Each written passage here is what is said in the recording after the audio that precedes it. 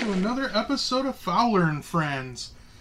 You're all going to want to stay tuned. We have multiple baits we're going to go over and cover here shortly. Later on, you'll be able to hop over on YouTube and see those in visual form if you're listening on the podcast. If you're following along on YouTube, thanks for following. Excited. I want to thank everybody that's provided me feedback, and I'm taking your criticism very well and implementing it. So if you're paying attention, you know who you are, and you'll notice some of the changes I've made. So we're going to start off talking about some Major League Fishing news, because all the tournaments are starting back up. The big ones are starting in February down in Florida, but we have the the Toyota Series started today on Sam Rayburn.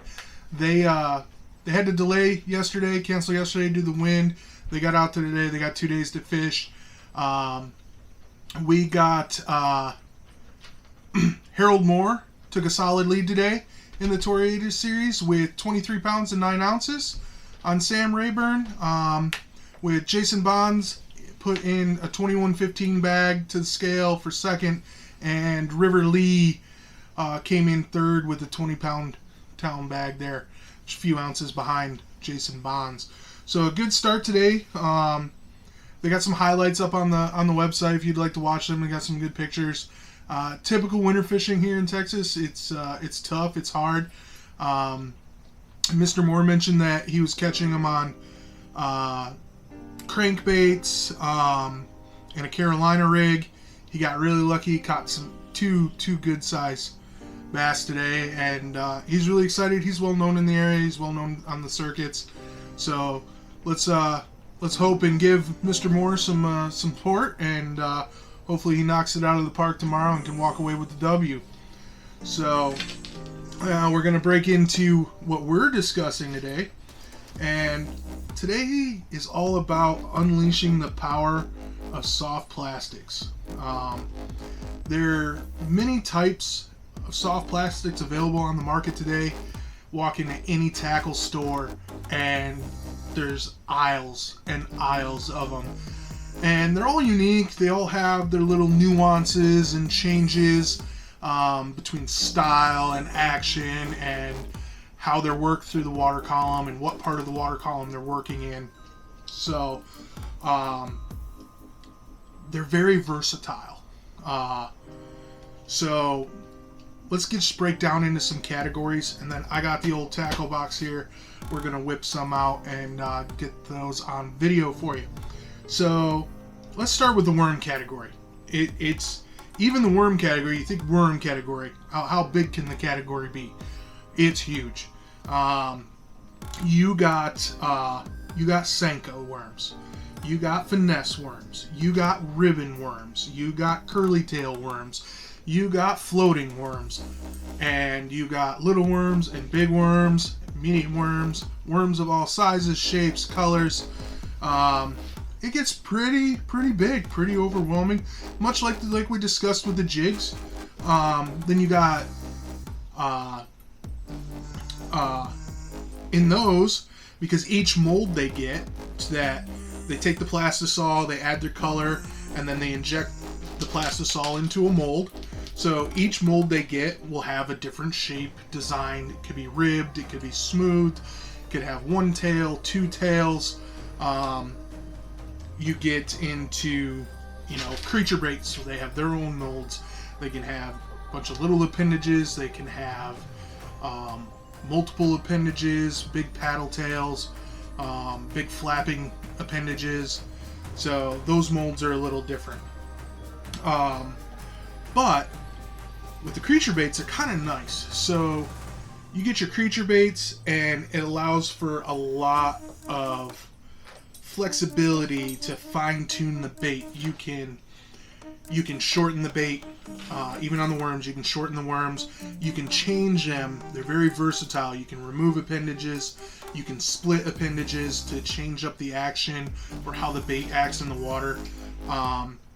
Get those, just throw it as it is, see what it's doing. If you're getting one or two bites, if you notice it hanging out of the mouth and not really choking it, change it up a little bit. Maybe the profile's too big, slim it down. you slim it down and you're not getting any bites, well, that one's done. But you take it off, save it for another time if it's not too trashed up. Pick another style, different color, right? So very versatile in what you can do with soft plastics. So in terms of investment, you can do multiple things with them. They're a pretty good place to start, and they're fairly affordable because you don't have to buy name brand unless you want to buy name brand. So, cutting them down for overall profile and length, removing appendages, things of that nature can lead to different actions in the water. If you live in a clear water, you can play with the baits and change them all you want, throw them out, see how they act. Down here in the south, we got a lot of dirtier water, so you're searching out fish tank, pool, something clean, clear, that you can, mess around with these baits and kind of fine tune them at home before you go fishing, and then go out and try it. It's fun. You get an idea. This may work, may not work. You kind of test it out in some clear water or clear fish tank scenario or pool, kind of get a feel for it, and then you go out and try it. It's fun. It's experimental. And it just allows you to engage in the activity that much more. And I have a lot of fun with it. So, let's see. Another category we got are swim baits. And with the swim baits, these are designed to swim. They usually have a paddle tail, and they mimic bait fish like minnows and shad. So there's a variety of ways of fishing these that we'll get into. We're going to get into all the tactics here in a minute. These are customizable as well. I haven't had much luck or success with it. So I say do it at your own risk, because when they make the molds for these swim baits, there's some engineering involved, shape, profile, how it acts in the water. Usually trimming down length is okay if you're not taking too much, but you take too much, then you got this big flat space out in front, that the water's hitting against. Might change the action of the bait, maybe for the better, but could just ruin the action altogether, and it's just not coming through the water column right. So when you experiment with those, you're kind of experimenting at your own risk. I say it'd be better to buy them in different sizes, in different brands, because they all have a little nuances. And there's a Tactical Bass and breaks down swim bait selection very well. They've done a ton of research. They've done a ton of underwater footages and filming of the baits coming through the water and their natural reactions. If you really want, swim baits, what you're into, and you really want to go get more information and good detailed information, go hit up their YouTube channel, watch their videos. I'm new to the game. I'm getting used to this. This is more of a podcast, video podcast style deal. I'm gearing up and getting to that point. So we will get there. I will be able to provide that for you. But for now, Tactical Bassing's a great resource, especially on lure selection and how the lures work through the water on multiple things. Those guys are very well. Matt and Alan, they're very, very good. Go check them out. But for me, I just buy them in their size. If I need a little Kitech size, I buy a little Kitech size. If I need a little bit bigger, I got a local guy I buy them from. I'll show you some of those here in a minute. So that's what I do. I'm going to pick several sizes swim baits, and for me, I'm usually cranking them. So I'll pick several size swim jig heads, some with underspins, some with not. So I'll rotate through those until I find one they like. We have a lot of shad here in Texas, and there's a shad spawn every spring. So I really like those underspins for that, and a Kitech, and a couple different sizes from a typical silver shad up to maybe a little bit browner, dingier looking shad. And then that underbelly with the spin gives it that shad profile. So that's what I like to do. So the techniques that are involved with soft plastics, there's so many techniques you can do. And it's for multiple techniques for each bait, that's why they're so versatile, because you can rig these things so many ways and present your bait so many different ways that, you know, if you really practice with them and you get good, you can just really dial in on a technique that works on your body of water for your time, certain times of years. You know, just like everything, you know, when the frog bite's going on, go chase the frog bite. When things get tough, play around with some of these soft plastics in different techniques and different ways to throw them. You're guaranteed to pick up a few extra bites in the day.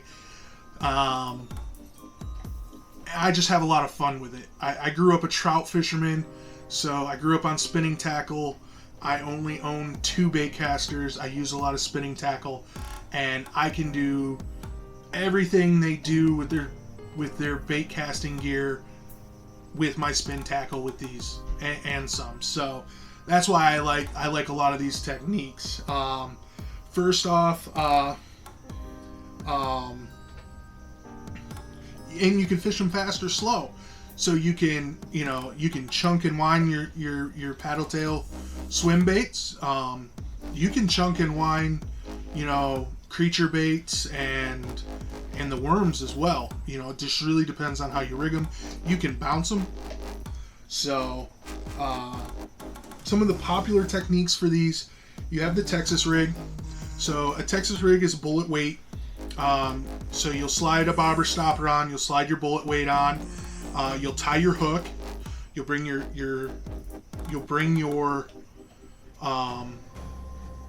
bullet weight all the way back down, tungsten or lead, depending on, you get a lot with tungsten, smaller profile with a heavier weight. You pin that tight to the hook, and that's a weighted Texas rig.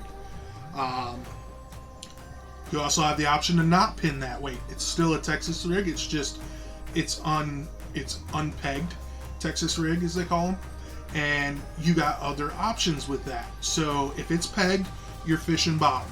Boop boop boop. So, and your lure has a little buoyancy, so it's lifting up a little bit, and you're fishing bottom along the bottom. If you unpeg it on a slack line, depending on the buoyancy of your soft plastic, which we'll get into in a minute, it'll allow it to float back up. So you could fish just off bottom with that. Another option to fish just off bottom is a Carolina rig. So normally what you'll have is you'll have your soft plastic weight, and then on your line, and then you'll have a swivel, and then you'll tie your bait to it. So then your weight's here, and that can free fall on the swivel. It can slide, or you can peg it, and then your line comes out and your bait's up here. Which in a different video we'll go over each of these techniques in more detail. So look forward to that coming on the YouTube channel as well. You got the drop shot, which is basically you got a hook. You have a variable amount of line below your hook with a drop shot weight on it, and then you can standard rig or wacky rig different soft plastics and different swim baits on your drop shot, and that you're going to present your bait a foot or two, or maybe more, depending on where your fish are in the water column, how deep water you are. You're going to be able to fish a different style. Now, say they're super suspended over really deep water. You can you'll see the pros play around with how far that weight is below their bait, and then they'll count down. I mean, they used to count down. In today's day and age, if you got it set up right, they can see it on their forward-facing sonars. But you can watch it come down, and then you can stop it. And if you have that distance between your weight and your bait right, you're just sitting there working that bait right in front of them until they get it. So that's one of the techniques they use for it. You can put it on a jig. you can use all of them. You can use worms on a jig. You can use I practiced with some of the paddle tails, paddle tail worms and swim baits, using their paddle tails, cut down on a jig. Right there, like cutting them down and putting them on a jig gives them a little different action as they fall, right? So if you're flipping docks, flipping cover, and you're trying to figure out something a little bit different, depending on how big that paddle is and how small your jig is, you can really slow that fall and presentation down. You can do that too with the type of bait soft plastic you choose to throw, which we'll get into in another minute. Then you have your swim jigs. So it's just a jig with a pointed head, and it allows that lure to track and do what it's supposed to do. You got some with weed guards, some without. Really depends on how you're fishing it, where you're fishing it. If you're fishing near grass or you're a little more open water, or if you're staying above the grass, you may not need those weed guards. And then you're swimming that. You can bounce all these baits off bottom.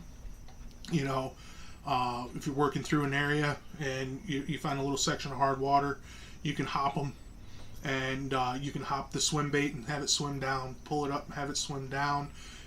You can try so many different things. You can just do so many different things with these. That's why I like them, and that's why I kind of gravitate towards them and what I like to do. You can go super small profiles, finesse, to big, large creature baits, big, heavy weights, punching mats. They're just so versatile. That's why I think a lot of people like them. So, let's see here. Let's get into the soft plastics, the plastisol themselves.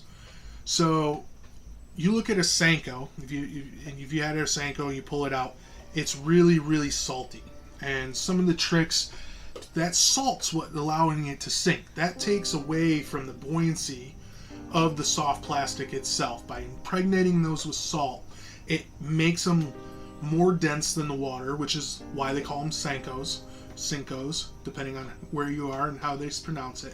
And that's what allows them to fall through the water. And then you got all the way to floating plastisols, where they're more buoyant or less dense than water. They'll float up. And then you have some plastisols that are in the middle. They're almost neutrally buoyant. So, there's certain presentations where you want a neutrally buoyant, especially drop shot. That's why I've gone wrong a lot of presentations, slow presentations in the winter and spring, and even in late fall, is I don't have a lot of plastics that are neutrally buoyant. And I'm doing more research, and I'm going to find more of those, and I'm going to present those to you down the road too. But those neutrally buoyant ones, when you have it hooked on your drop shot, it stays out. It stays out straight how it's supposed to. It's presenting how it's supposed to. You can even do a slack line, and of course the hook will eventually take it a little bit to the nose side, but you just bring your line back taut, and it's going to stay there. And you just need to keep enough pressure on it to hold that hook level, and it'll just sit there and do its thing. That's what I'm going to be working on here soon myself. So when you're looking at your soft plastics, on top of all the sizes and all the colors, you can do a little more research, find the floating ones, find the nutri-buoyant ones, and then all the rest. If you're fishing them on bottom, it doesn't matter. You're going to want a little buoyancy in your jig ones. You can do it one of two ways. Your jig head design will allow it to stand up, or if your plastic has some buoyancy to it, it'll lift up off the bottom itself. So those are some things to consider when you're looking at soft plastics for the future.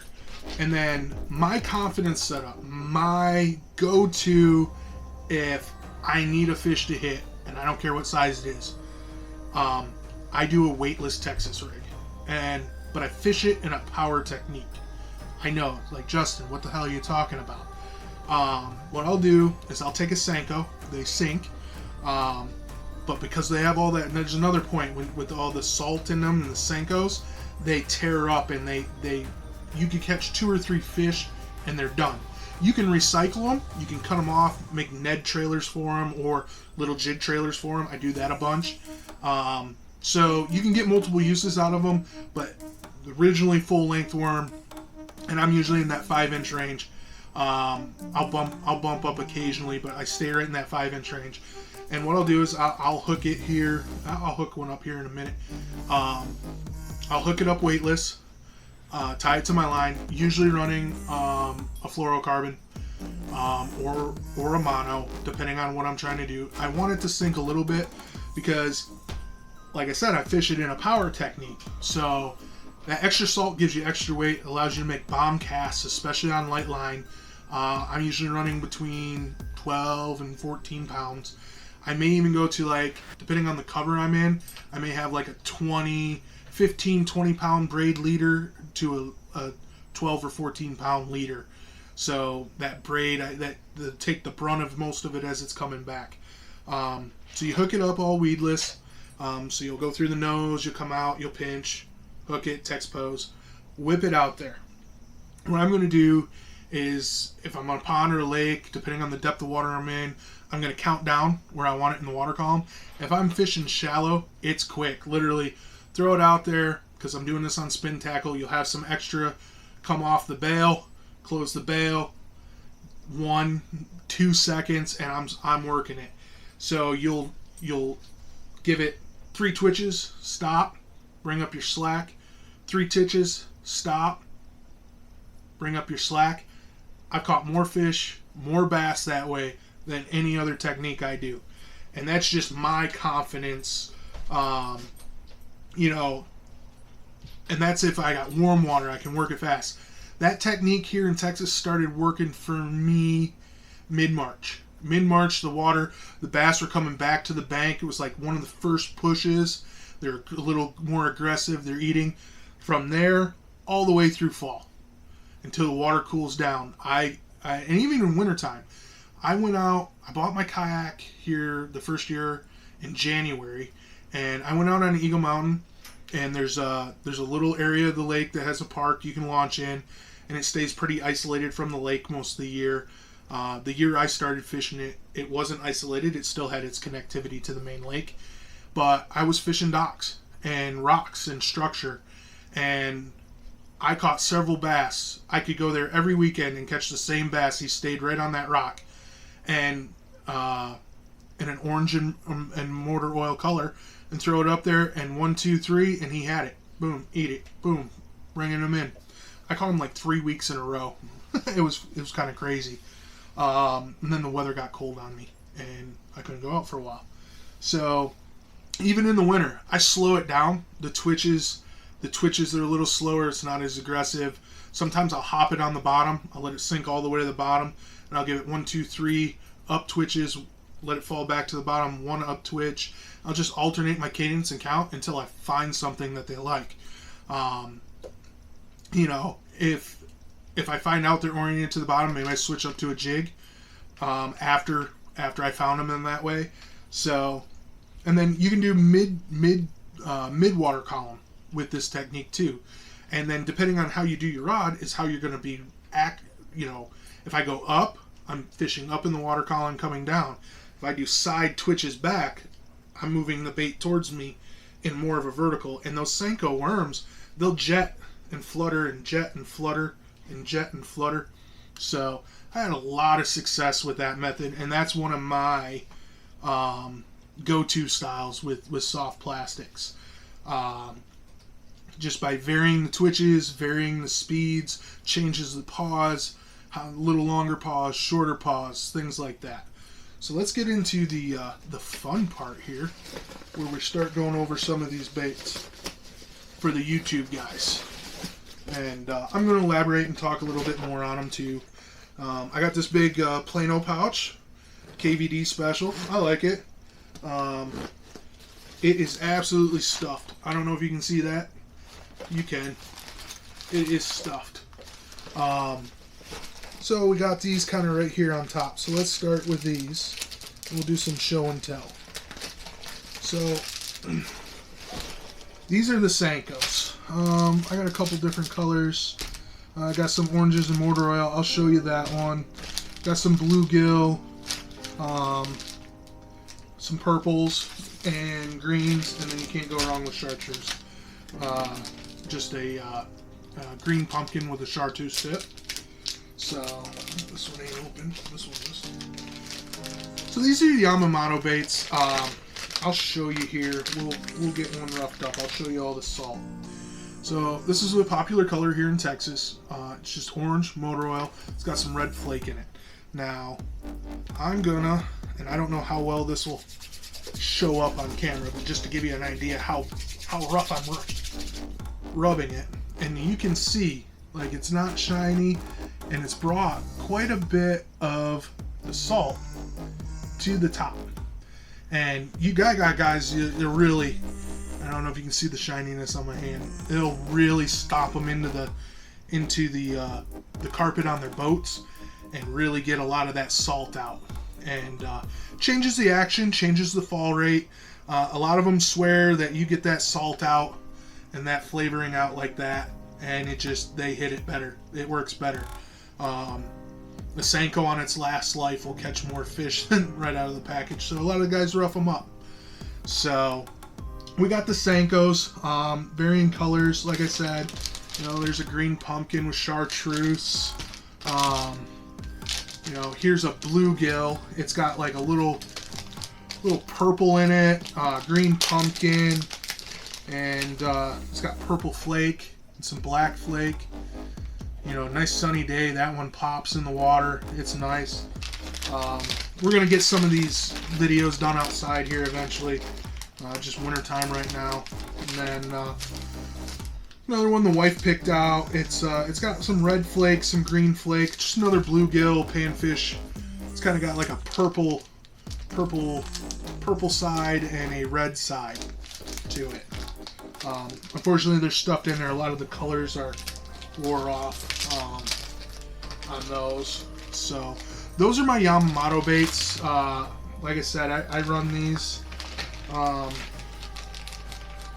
quite a bit, and then I change them up. I'll cut them down for trailers. They're all in the 5-inch. It's just the size and profile I like. You'll get a lot more hits because you can get a lot of smaller fish, but you can still get big fish.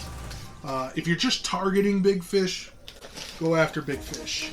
So let's go, we'll go to the other end, and some of you guys saw this in the jig video that I put up earlier, talking about jigs, but we have the Reaction Innovations Smalley Beaver 3.5s, and I love this fried watermelon color.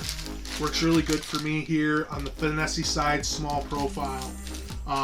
Doing it on a finesse eagle claw jig, or a small football jig, or a small finesse jig. That's just, they're the right size for that. Now let's see. Now let's go into my local guy. He's got me hooked on his stuff. You can see the majority of it right here.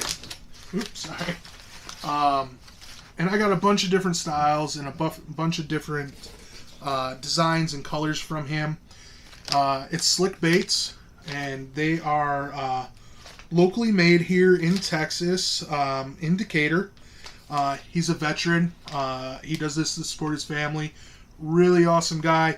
He's got a Facebook page and a website, so check him out. Slick Baits. I'm not sponsored by him. None of that stuff. I paid full retail price for all these. He's just a really great guy, really great family, makes a really great product. So if you're down here in Texas, or even not, he ships all over the United States. Check him out. I'm sure he's got something for you. And sounds like a cheesy plug, but like I said, the guy's just really awesome. He's treated me really good. So I got a few of his swim baits here, a couple different colors, but go over the swim baits. Here's your swim baits, just a paddle tail on the back. It's got a little ribs on the sides, little like pontoons on the side to help keep it, where it needs to be, and really good action, as you can see. That's just a little bit of movement. So, you get this on a drop shot and current, and it can just sit there, and the current's doing the work for you. Killer. killer, I'm telling you. I'm not sure on all his colors, but you know, this is like a shad color, dark back, translucent body. So like those a lot. I put those on my underspins and my swim jig heads. I've caught quite a few fish with that. Now we got his little. These are a little more finessey. Quite a bit of these. These I like. He makes these, and it's basically it's a fluke style, split tail fluke style. But he makes, the way he designs his mold, he's got this joint here, so you can fish this profile like this, but you can cut this off right here, and it's like you're getting two baits for the price of one.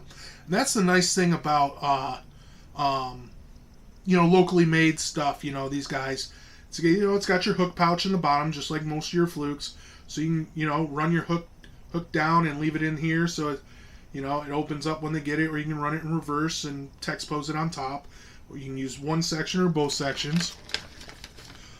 You can fish that one any way you want, just like all these baits. You know, they have design purposes, but you can get really creative with them. We got some trick worms. He calls these trick worms. We also got, here's some more of those more of his fluke styles. And he doesn't label anything, so, you know, fishermen are eyesight people. But this is a more design, this is more finessey on the fluke style. It's got that, you know, he's got some earthy colors, some natural colors. He's got some bright and vibrant colors. I've caught fish on just about every one of these. I love the trick worms. This one's one of my favorite colors right here. It's like a dark green pumpkin and orange. And, you know, you may get a little deformity like this from time to time, but it's no big deal. It still works the same. And I'll put these on different style jig heads, which we'll pull out in a second. And let's see, what else do we got? Already showed you those. So here are some lizards. Here's like a June bug, lizard. Really nice. You can see the light through those appendages, and it's dark bodied, and like you can remove. Like I started to say, that you can remove some of these. You can remove up here. You can cut this thing way down. You can leave it long. I've ran it with the just hooked through the head and then Texpose back through the body down here. I caught one of my bigger fishes, 3.5, 4 pounds, out of Lake Mineral Wells on this particular worm or lizard. I caught a little guy on the purple, and then that brown, that green pumpkin orange lizard, I caught that 4-pounder on.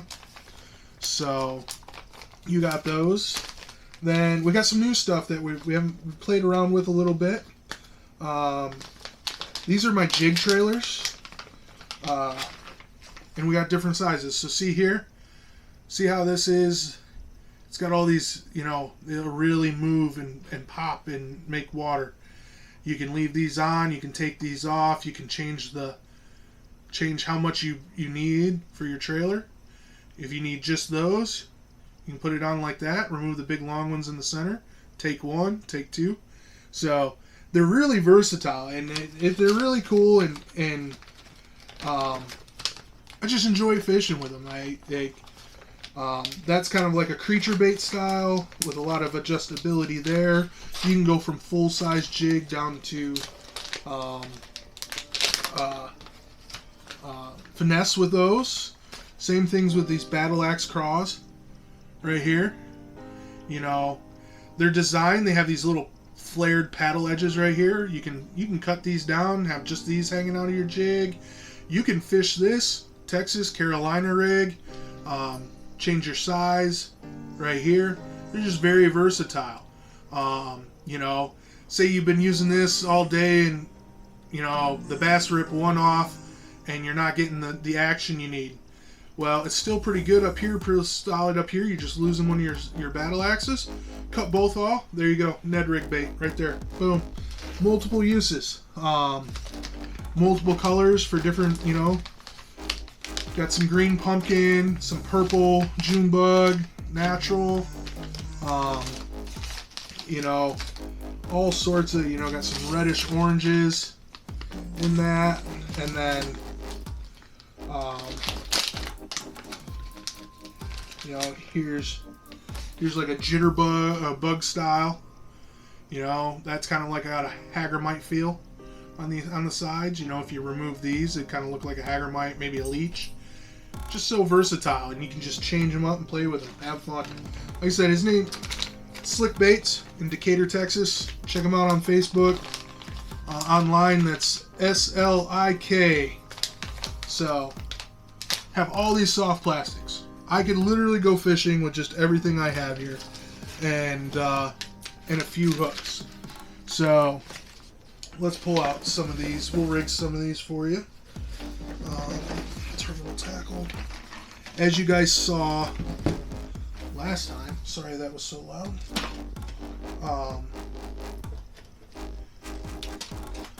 Last time we had the little finesse Neds out, right? Little finesse heads. Some of the other ways I rig these are on shaky heads. Shaky head jigs right there. Got a shaky head. So, like this one right here, this worm. I'm gonna rig this on the shaky head. So, you're gonna take your worm, and it's got this little screw lock on it, which on these, in order to get it on, you have to cut the end off. Give yourself a little bigger square area. So you just take the tip off, and I recommend using scissors unless you like the taste of salt and plastisol. And remind you, California thinks all this stuff causes cancer. So you screw your head on like so, and then all you got to do is see where you need to come out for it to land nice and flush like that. So we pinched it right there. Bring it straight through. I overshot it. See how it's not as natural?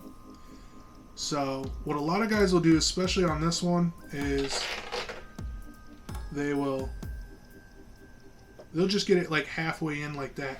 It changes the action. However, this, you want the straightest you can get it is the best. So some guys will do just like that, and they'll just hope that the hook set gets them what they need without it messing up too bad.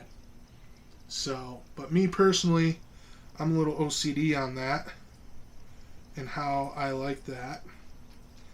So we're going to come through something like that. And there. That's how I like to do it. Pretty straight.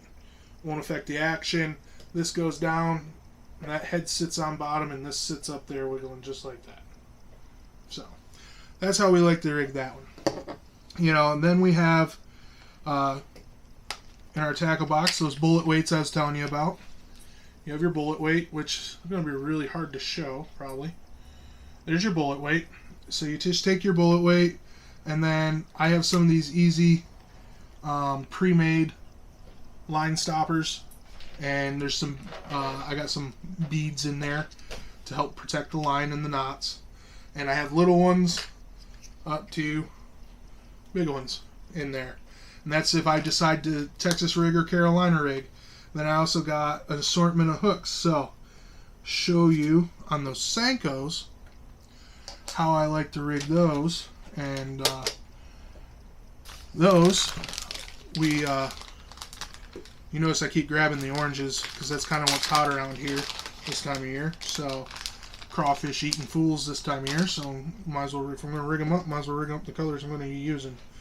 So these, you just take your Senko, so you got your tapered end, and then you can rough it up, but I like to do it so I'm hooking it up where the color's right. So this would normally be tied on your line. This is a 3/0 EWG hook.